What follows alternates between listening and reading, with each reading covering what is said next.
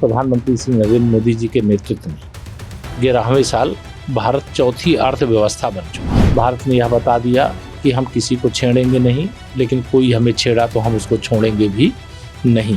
अगर उसका श्रेय किसी एक व्यक्ति को जाता है तो वह प्रधानमंत्री श्री नरेंद्र मोदी जी। मथुरा के वृंदावन स्थित बांके बिहारी मंदिर के लिए उत्तर प्रदेश सरकार द्वारा श्री बांके बिहारी जी मंदिर न्यास ट्रस्ट के गठन और इसके अध्यादेश जारी होने के बाद इस मुद्दे पर राजनीतिक और सामाजिक स्तर पर चर्चा तेज हो गई है।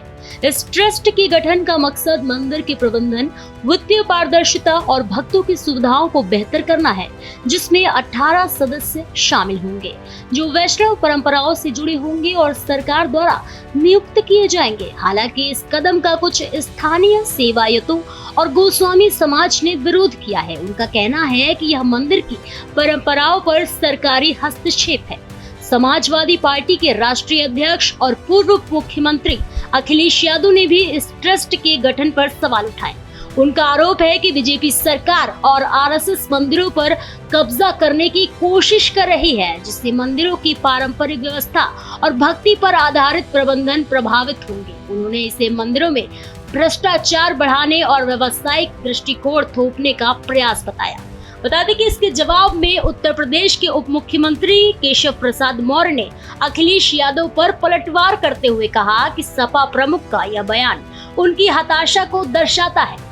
मौर्य ने दावा किया है कि यह ट्रस्ट भक्तों की सुविधा और मंदिर की व्यवस्था को बेहतर करने के लिए है, न कि किसी धार्मिक परंपरा में हस्तक्षेप के लिए है। हालांकि उनकी सटीक प्रतिक्रिया का विवरण उपलब्ध नहीं है, लेकिन यह स्पष्ट है कि उन्होंने अखिलेश के आरोपों को खारिज करने की कोशिश की। इस मुद्दे पर जनता और मंदिर से जुड़े लोगों के बीच भी मतभेद है।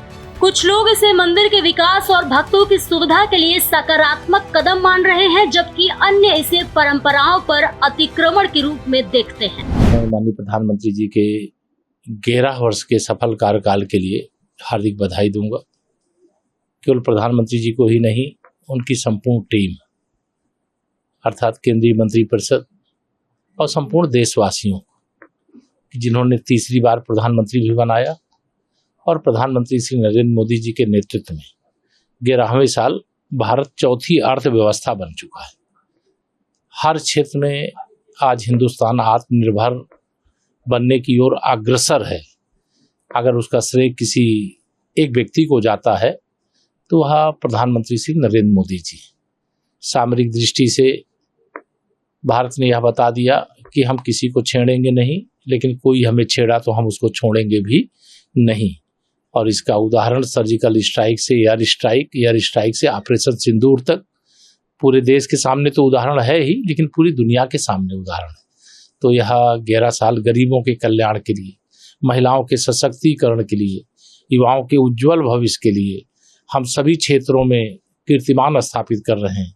चाहे वह अंतरिक्ष का क्षेत्र हो, चाहे वह सामरिक क्षेत्र हो, चाहे अनेक प्रकार की वैज्ञानिक उपलब्धियां हों, हमारे विदेशी मुद्रा भंडार से संबंधित हो, हमारे देश में निर्यात बढ़ रहा है और आयात घट रहा है। हम स्वदेशी की ओर बढ़ रहे हैं। और जो माननीय प्रधानमंत्री जी ने कहा कि अगर हम विदेशी कंपनियों का कोई सामान खरीदेंगे तो उन विदेशी कंपनियों को भारत में आकर के अपना उत्पादन करना पड़ेगा और उत्पादन करने के बाद भारतवासी जरूर खरीदेंगे। तो माननीय प्रधानमंत्री जी बहुत विजनरी लीडर हैं। उनके नेतृत्व में जम्मू कश्मीर से 370 का अंत हुआ, अयोध्या में 500 साल बाद श्री रामलला के जन्म स्थान पर भव्य मंदिर का निर्माण हुआ और नारी शक्ति वंदन अधिनियम 2023 महिला सशक्तिकरण की दिशा में एक ऐतिहासिक कदम है। और 25 करोड़ से अधिक गरीबों को गरीबी रेखा से बाहर निकालने का जो काम हुआ है, जितना कुछ कहा जाएगा वो कम है। मतलब ये तो घंटों की बातचीत का विषय है, लेकिन प्रधानमंत्री जी का यह 11 साल बहुत बहुत बहुत बहुत सफल रहा है।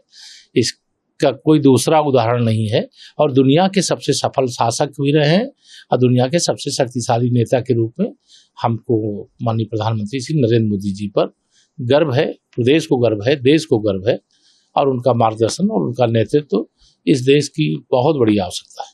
एक और बड़ा अहम सवाल है सपा प्रमुख अखिलेश यादव लगातार मंदिरों को लेकर के सवाल खड़े कर रहे हैं। अभी उन्होंने एक पोस्ट के माध्यम से बताया कि मंदिरों में जो ट्रस्ट बनाए गए हैं ये भारतीय जनता पार्टी और उनके संगी साथी भ्रष्टाचार कर रहे हैं। मंदिर धार्मिक स्थल है, न कि भ्रष्टाचार की जगह। देखिए, पहला तो श्री राम जन्मभूमि सहित